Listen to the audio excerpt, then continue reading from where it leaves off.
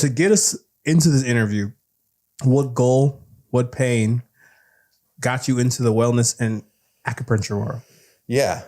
So specifically a goal, it was more of a light bulb moment that made me want to do specifically what I'm doing. I grew up exposed a lot to it because my mom was like a home birth midwife when I was a kid. So she delivered a lot of kids around this neighborhood, babies at the time. Now most of them are adults. They pay in taxes. Yeah, exactly. And so I got a lot of acupuncture. I got a lot of massage. I got a lot of like natural medicine as my primary care. Yeah. So I was exposed to that and always kind of just like was very close to it. And then I'd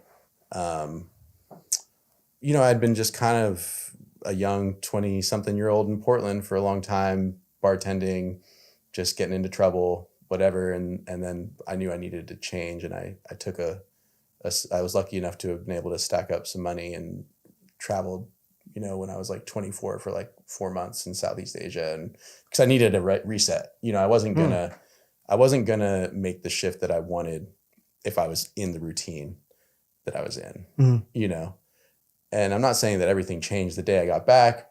It didn't, but it was enough of like a, bookmark chapter switched, still the same book, but the chapter had definitely changed. And, I was able to kind of move forward. And, you asked about pain, what pain led me to it? What was that? The other thing? Pain or goal? Yeah. And so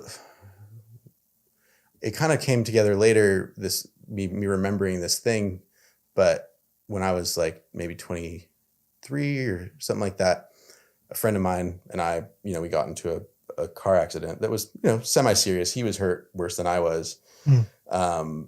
And,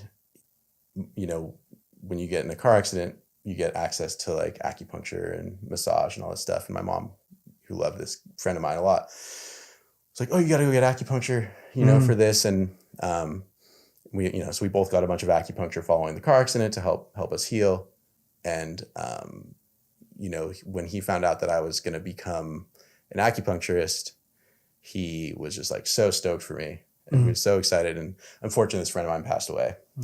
And, but I always, hold him and like, all the lost homies, like as part of what I do when I move forward. And that's kind of one of the things that really keeps me kind of dedicated, to this kind of, way of making a living and, putting that energy out into the world. So, there's a lot of, little things like that kind of, move through me when I'm kind of making these choices and when I'm, completing the next step towards my vision. And when my vision changes, helping to model that vision, a lot of my experiences and my, long time, close ones, still here or not, are part of that for sure.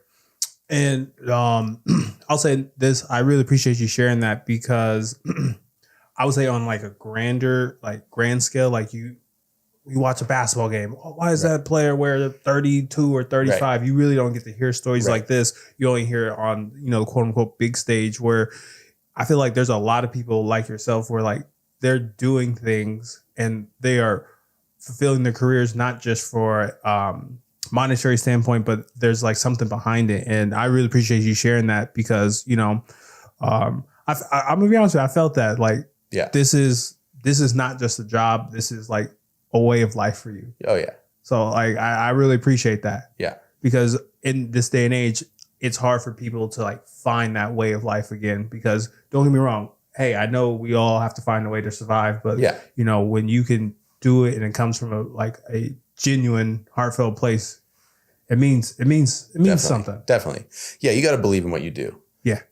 I mean, part of me wishes that I could just like, okay, what business like makes sense? Yeah. And sometimes I do ask myself that. I'm like, okay, if I didn't have something that captured me, the way that this did, and I just really wanted to just make ends meet, a job that I could, do, what would I do?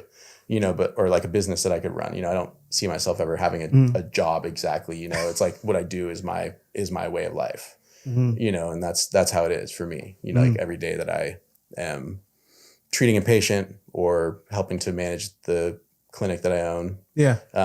You know, that is like, that's just how I wake up. That's how I go to bed. And it's, you know, it's not really separated from myself much. Oh, which kind of allows me